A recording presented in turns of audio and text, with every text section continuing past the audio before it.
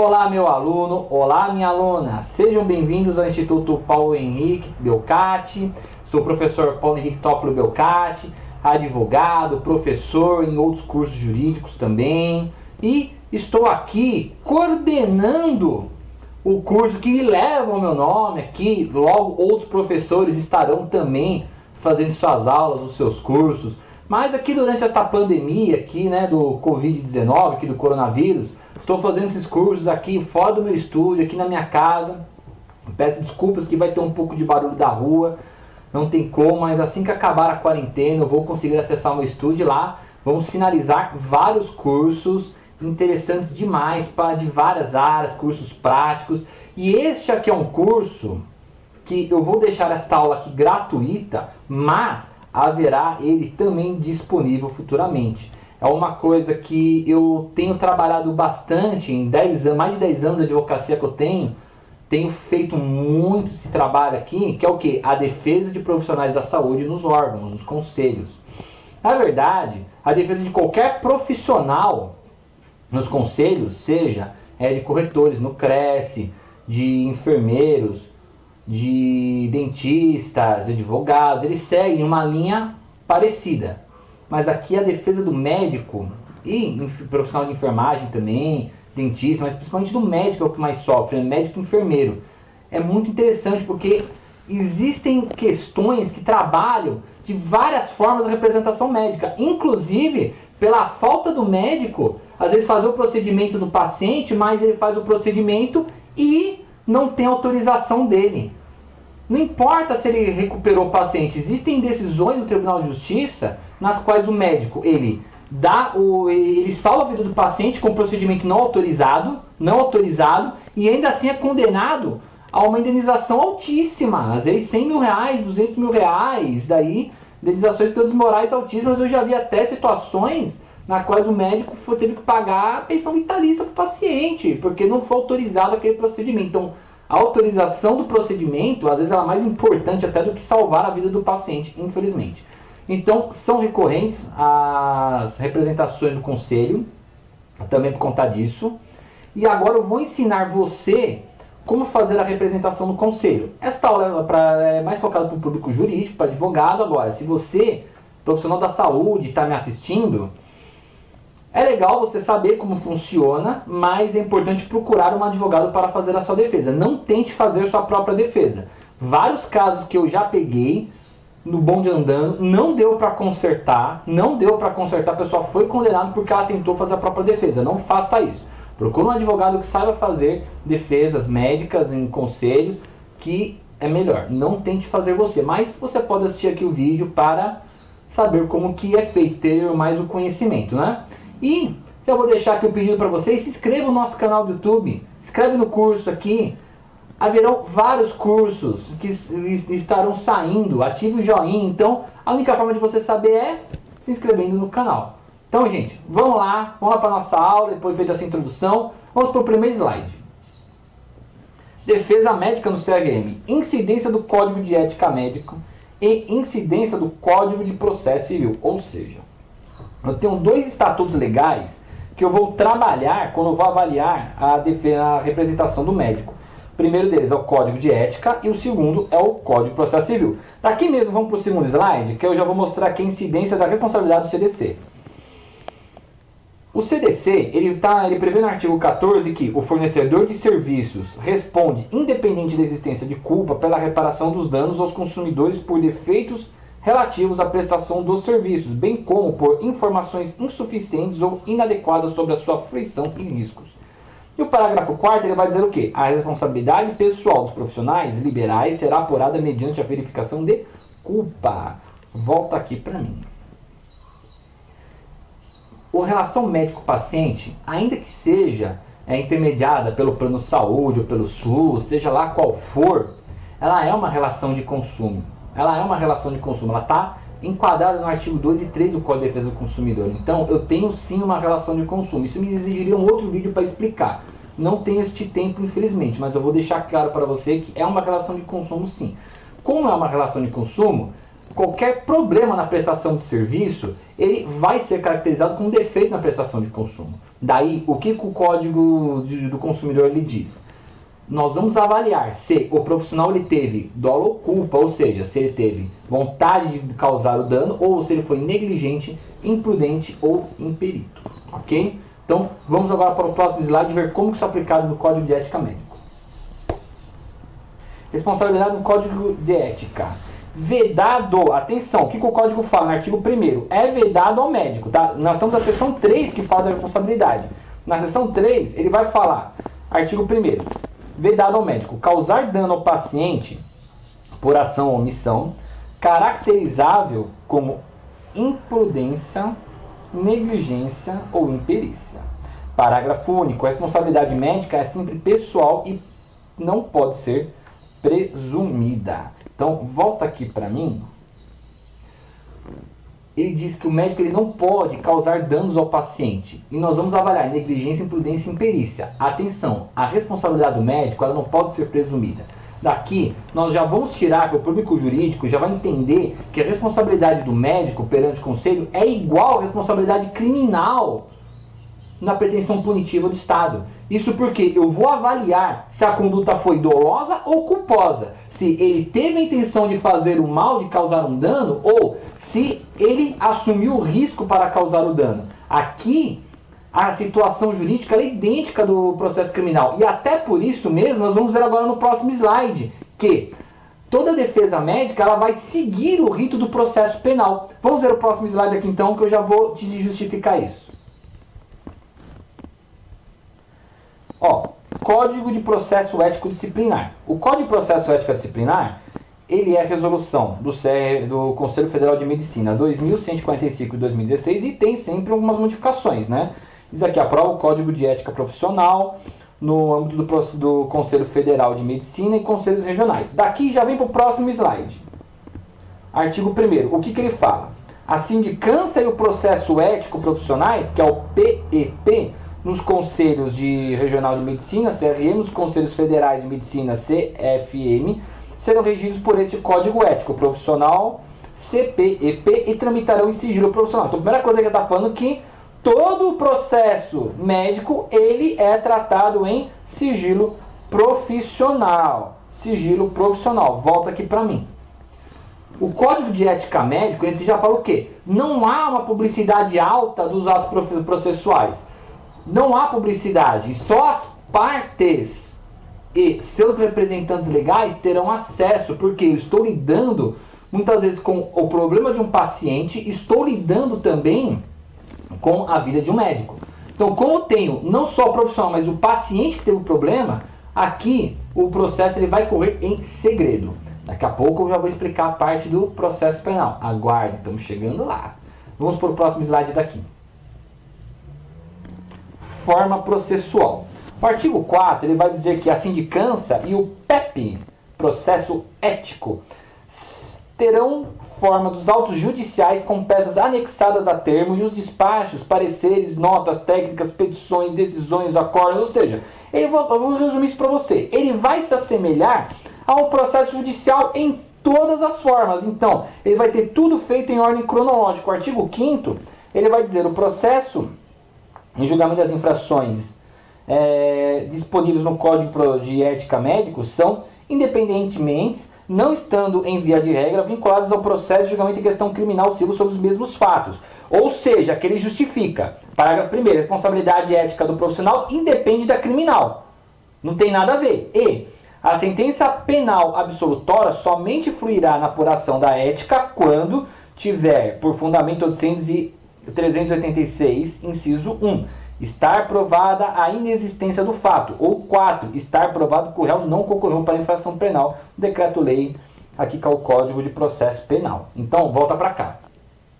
Entender que o fato do médico ter um processo crime ou civil não tem nada a ver com ele ter um processo penal. Só vai influenciar se a sentença penal for absolvitória, ou seja, mostrar que ele não teve prática nenhuma. E aqui nós vamos trazer para a questão médica. Então, um não tem nada a ver com o outro. O processo civil penal não tem nada a ver com o processo ético. Então o médico ele pode responder de repente 3 processos. Um processo criminal que tem muito, principalmente por lesão corporal. Processo administrativo, que é o que nós estamos vendo. E o processo civil por perdas e danos, que é aqui que ele tem que se preocupar mais. Muitas vezes, o profissional está preocupado com os outros dois primeiros, que é o penal e o administrativo. Porém, o perigo para ele é o processo judicial, porque aqui o civil ele vai cobrar indenização, às vezes o valor é alto demais. E aqui quebra qualquer médico, e aqui o seguro não vai te ajudar em nada, amigo. Ok? Vamos aqui para o próximo. Vamos voltar ao slide, né? Ainda tem mais um artigo para falar. Volta lá, Luiz. A apreciação de sindicância, a instrução do julgamento do PEP, que envolva o conselheiro, obedecerá às seguintes regras. A sindicância será instruída pelo CRM onde ocorreu a sua apreciação por decisão fundamentada da plenária, poderá ser desaforada no remessa do processo ao Conselho Federal. Então, vai ter a sindicância, a instrução do processo. Feita a sindicância, o conselheiro ou ele vai passar para a mesa relatora ou ele pode desaforar ela. Daqui já vamos para o próximo slide, slide 7. Nós vamos ver aqui sobre a sindicância. A sindicância ela é instruída pelo Conselho Regional. Ela pode ser aberta de ofício ou por denúncia de terceiros e não pode ter denúncia anônima. Isso é muito importante. Volta aqui. É a primeira vez que eu vejo um conselho falando que não pode ter denúncia anônima. Por quê? Você não pode lá chegar e denunciar e falar, não, estou no anônimo. Não. Você quer fazer denúncia contra o médico? Então você vai colocar todos os seus termos. Porque se você perder a denúncia, o médico ele poderá te levar ao judiciário com uma ação indenizatória. Olha que coisa. Agora, quando nós estamos falando aqui no de ofício, quer dizer que o conselho ele fez alguma abordagem, ele verificou algum ilícito praticado por aquele médico e ele mesmo abriu o procedimento contra aquele médico. Essa é a sindicância de ofício. Perfeito? Voltamos ao slide. Vamos lá, Luiz. Encerrada a sindicância, ela pode ser feita por relatório do conselheiro ou pelo próprio conselho. Aí é feita a conclusão. Feita a conclusão, o que é a conclusão? Ele vai falar se tem uma infração para a gente prosseguir ou se não tem. Se não tiver nenhuma infração, ele vai arquivar. Se tiver alguma infração, ele concluir, ele vai encaminhar para a citação e aí nós vamos começar o processo. Atenção, volta aqui. A partir da citação, o ato pelo qual o médico vai tomar conhecimento do processo administrativo contra ele para ele poder se defender. Ok? Daqui, qual que é o primeiro ato que o médico tem que se preocupar? Lógico, procurar um advogado. Não tente fazer a sua defesa. Isso é um tiro no pé. Agora, a defesa ela é técnica. E a defesa técnica vai obedecer coisas que nós, advogados, conhecemos bem. Justamente o quê? As questões do processo penal. Coloca o slide na tela, Luiz. Artigo 39, ele vai dizer, na defesa prévia, o denunciado poderá arguir preliminares processuais, alegar tudo de interesse à sua defesa, oferecer documentos e justificações, especificar as provas pretendidas e arrolar até 5 testemunhas, sendo qualificadas com nome, profissão e endereço. O prazo para apresentação da defesa prévia, é o artigo 1º, parágrafo 1º do artigo 39, é de 30 dias, contados da onde? Da juntada aos autos do comprovante da efetiva citação. Então, 30 dias não de quando você recebeu a citação, mas 30 dias de quando foi juntado nos autos do processo médico. Parágrafo 2. O denunciado ou seu defensor será garantido o direito de vista dos autos na secretaria do CFM, bem como extração de cópias físicas ou digitais mediante recolhimento de taxa correspondente. Então, o sigilo acaba com as partes e advogados podem ir lá no fórum. 3. A defesa prévia deve vir acompanhada de procuração quando for feita por advogado, que conterá obrigatoriamente seu telefone fixo, bem como seus endereços eletrônicos para futuras intimações. Então, volta aqui.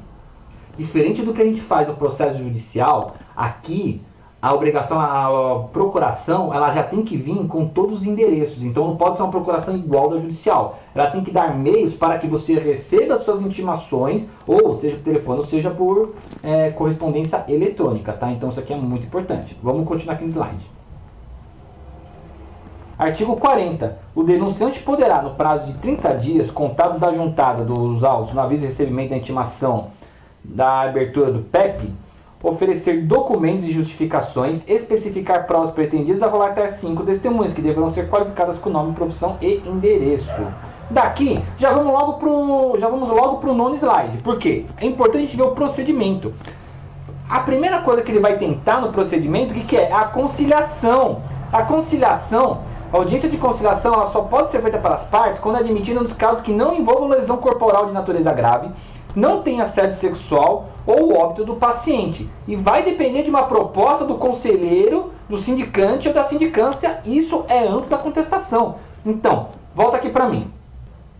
Acontece, feito aqui a conclusão, aí o conselheiro que fez a sindicância, ele vai ver se cabe uma conciliação ou não. Se couber, ele vai chamar para uma conciliação. A conciliação é feita como termo de ajuste de conduta, ok? Não cabendo ou não havendo a conciliação, aí ele é citado para se defender. E o que é a revelia? A famosa revelia é a falta de defesa. Passou-se o prazo de 30 dias, não houve defesa. Ou a pessoa falou um monte de besteira lá que não estava nem se defendendo. Também pode acontecer. Isso caracteriza a revelia, ou seja, você não pode mais se defender, considere-se verdadeiro todos os fatos alegados. E quando o profissional, ele, muitas vezes, ele faz a defesa por conta própria e faz mal feita. Depois, o advogado não pode trazer novos fatos, ele tem que trabalhar com aquilo que já foi dito no processo. É isso que eu volto a dizer. O profissional da saúde recebeu, não tente fazer a sua defesa. Não vai dar certo. Voltamos ao slide, Luiz.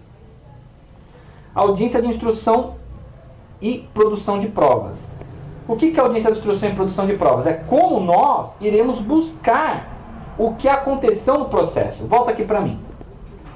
Nós vamos fazer a produção de provas, o quê? Ouvindo testemunhas, ouvindo as partes envolvidas, fazendo perícias, verificando documentos. Agora, a audiência de instrução é para a produção de prova oral, ou seja, ouvir testemunhas e ouvir as partes. Então, vai ter os conselheiros, eles vão começar a ouvir as partes, depois ouvir as testemunhas, reduzindo os depoimentos a termo, e aí vai se anexar nos autos. Provas documentais de outros tipos, eles são juntados no processo e não são feitos na audiência, ok? A audiência de instrução é para a produção de prova oral. Vamos continuar aqui o slide. Encerramento da instrução. Concluída a instrução, quer dizer, encerrou-se as provas, não tem mais prova para produzir, abre-se prazo de 15 dias para alegações finais escritas. Aqui, os advogados vão fazer aqui a defesa final escrita. Primeiro para o denunciante e depois para o denunciado. Ou seja, primeiro para quem fez a denúncia, depois para quem está sendo denunciado, o médico.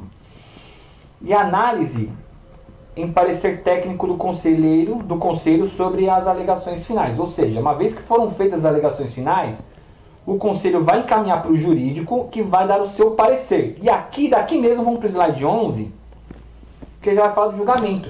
O julgamento é feito numa sessão igual nós vemos nos tribunais de justiça. Vários conselheiros.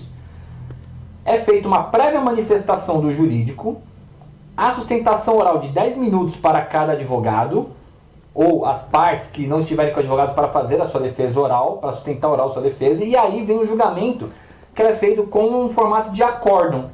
Ele é feito dentro do formato de acórdão. Volta aqui para mim. Então, aqui assemelha muito àquilo que nós estamos acostumados a um processo judicial. Você vai fazer o quê? A defesa prévia. Depois da defesa prévia, vai produzir provas.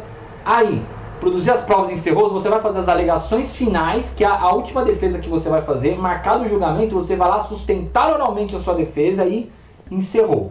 São esses os procedimentos que você vai fazer numa defesa médica. E aí da defesa, cabe o recurso. Vamos ver no próximo slide. Artigo 94 do Código de Ética, ele vai dizer: caberá recurso administrativo no prazo de 30 dias. Contados a partir da juntada de comprovante de intimação da decisão dos autos, da Câmara de Sindicância. Bom, aqui eu vou tentar resumir. Você vai caber recurso contados da intimação dos autos. E aqui, o recurso, ele vai ser visto pelo conselho. Então, ele vai falar aqui da Câmara de Sindicância contra arquivamento, da onde que cabe. A Câmara de Sindicância vai ser o recurso contra arquivamento da sindicância. Ao pleno do Conselho Regional, de ofício de decisão proferida para aplicar determinada pena. E aqui é praticamente leitura, porque da decisão tomada pela Câmara do CFM, caberá recurso ao pleno. Então, ele não tem um órgão específico. Dependendo da pena, você vai ter que ficar de olho. Dependendo da pena que o médico sofrer, você tem um recurso cabível a aquele órgão competente. Você vai ter que ter o artigo 94 impresso na sua frente para fazer um recurso. E daqui vamos para o nosso último slide. Revisão da decisão, artigo 117. Caberá revisão de qualquer decisão condenatória pelo CFM a qualquer tempo a partir da sua publicação. É praticamente a revisão criminal. A revisão da decisão transitada em julgado será admitida quando forem apresentadas novas provas que possam inocentar o médico condenado ou ficar demonstrada que a condenação foi baseada em prova falsa. Parágrafo 2º, o pedido de revisão deve ser instruído com todos os elementos de prova necessários ao deslinde do feito. Então, a partir daqui, volta aqui para mim. Então, a partir daqui, é importante nós entendermos que quando você tem uma nova prova que mostra a inocência, você pode pedir a revisão a qualquer momento da penalidade aplicada pelo médico. Por isso, muitas vezes você tem a decisão já transitada em julgado do conselho, que te condenou, e o processo criminal tem paralelo, que ainda não foi julgado, só que o processo criminal deu a sua inocência, mostrou que você não praticou o ato e transitou em julgado. Você pode pegar a sentença criminal condenatória e pedir a revisão do julgado para abrandar a pena. Isso pode ser feito a qualquer momento. Senhores, chegamos ao final da nossa aula. Espero ter sido esclarecedora. Espero que vocês tenham gostado. Deixe suas dúvidas aqui nos comentários. Dê um like. Ative o joinha aqui, o sininho para receber mais notificações. E se inscreva no canal, pelo amor de Deus.